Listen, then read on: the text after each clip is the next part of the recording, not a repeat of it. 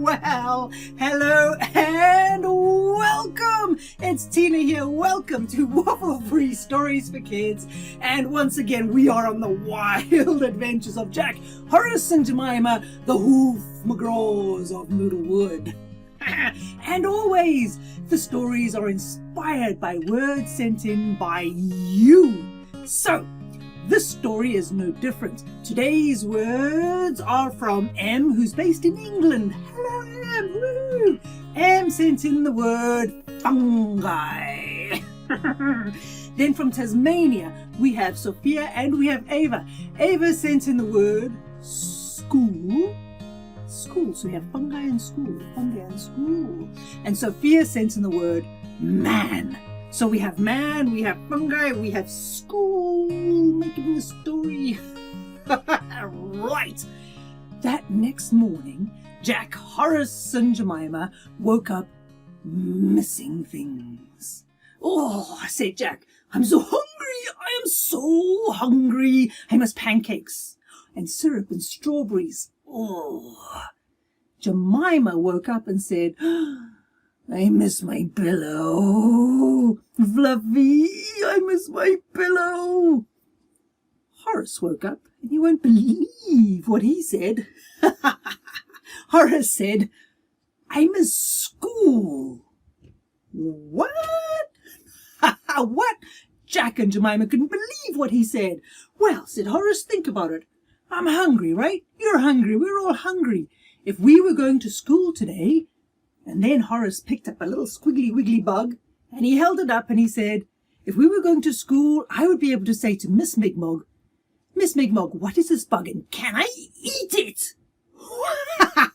Well, the bug wiggled and jiggled and flew away. But Jack and Gemima saw that Horace had a point.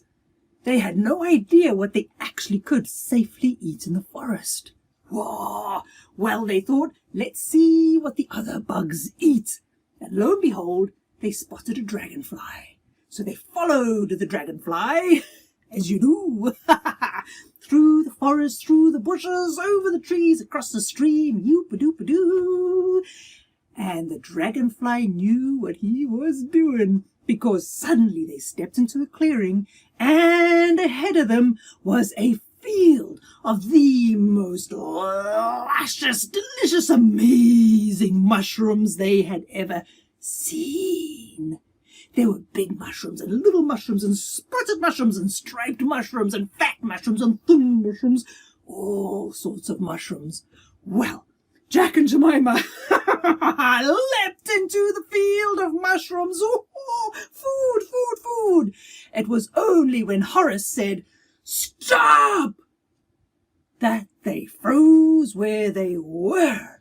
Well, Jack was on one leg, Gemima was on no legs, and so she crashed to the ground. And Horace said, don't touch anything. I remember Miss 盛 did a whole lesson on mushrooms, and clear as day I remember her saying, some mushrooms are good to eat, but some mushrooms, no, they will have you running to the toilets all day. But, said Horace, I kind of got distracted and I didn't listen to the whole lesson, so I don't really know which mushrooms. Ooh. And while they were thinking and wondering what they could eat, they heard big footsteps behind them. Well, Jack, Horace and Gemima turned around.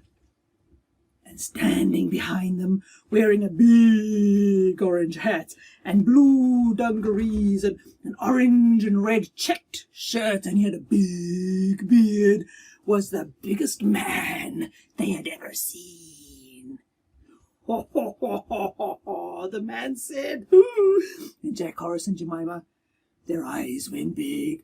Well, said the man, maybe I can help. I happen to have a very fine mushroom stew cooking in my cottage, and you look like you need breakfast. And those were the words that got Jack, Horace and Gemima, because they did want some breakfast. So they followed the big man through the mushroom field, to a cottage that had a little picket fence and apple trees and beautiful flowers and a little bit of smoke coming out the chimney. Oh, and just for a moment, just for a little moment, it felt like home. So Jack, Horace and Gemima went inside. Then the big man closed the door, and then he did something very strange. He took out a tape measure. He first measured Jack, and then he measured Gemima, and then he measured Horace, and then he measured his parts. Well, Jack, Horace and Gemima, whoa, their eyes went big, and the big man just laughed.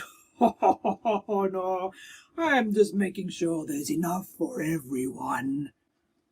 Well, of course, the first thoughts that entered Jack, Horace and Gemima was like, enough of what? For who? The big man gave Gemima a little knife and said, you cut up the onions. And he gave Jack a little knife and said, you cut up the carrots. And then he said to Horace, and you go into the garden and get some more herbs for our lovely stew.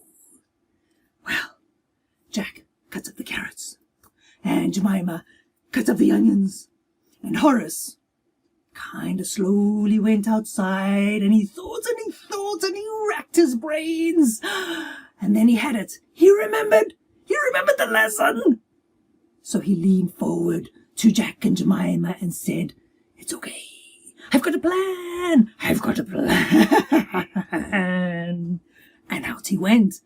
Now, the bit of the lesson that he remembered was when Miss Mi'kmaq did say, ooh, some mushrooms you can eat, and some you really can't, because they will have you going to the toilet. Oh, for at least an hour. And then she had shown them pictures of all the mushrooms they couldn't eat.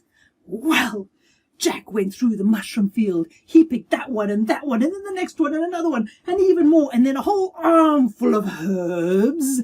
And he went back into the house, looking all innocent, and he put everything, the herbs and the mushrooms you're not supposed to eat, into the pot. And he got a big spoon, and he stirred. And then he scooped a huge gulp out of the pot, and he said to the man, as innocent as he could, have a taste. Does it need more salt? And the man had a taste. Ooh, he said, maybe just a little. And so Horace put a little bit of salt into the pot and stirred it. And he took another scoop and said to the man, ooh, and what do you think? Does it even need more salt? And the man had another slurp.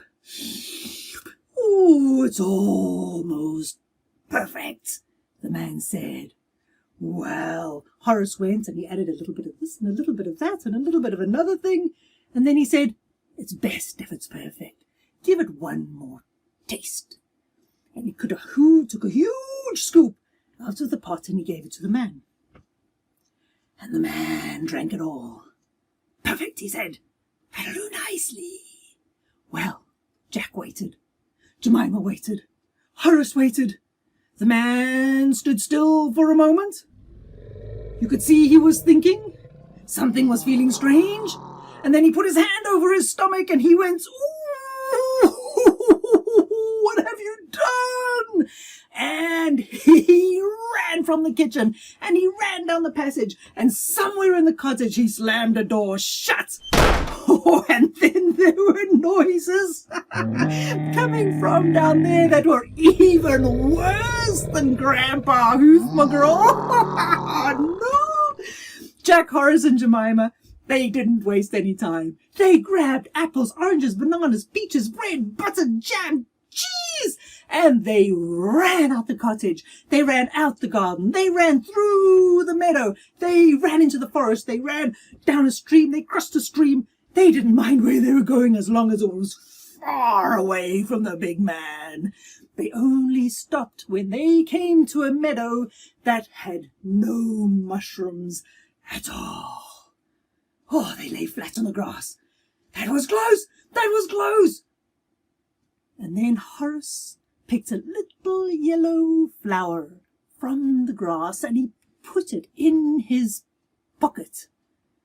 Because that flower he was going to give to Miss Mi'kmaq the very first day he got back to school to say thank you for teaching him everything he knew about fungi.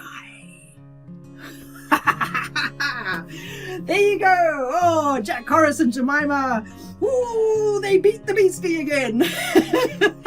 Alright, so if you want to get involved, go to www.tinakonstant.com and send me your words. You will see a big orange form on the page that has waffle-free stories for kids. And that's how you can take part. And the link to everything is down in the show notes. So go and see what you can find down there. All right, go and hug the people you love. Go and have some pudding. Oh, have a beautiful day. And I will see you the next time Jack, Horace and Gemima, the Hoofmagraws of Middlewood, get together for another wild adventure on their way home. All right, have a good day. I'll speak to you later. Bye-bye now. Bye-bye.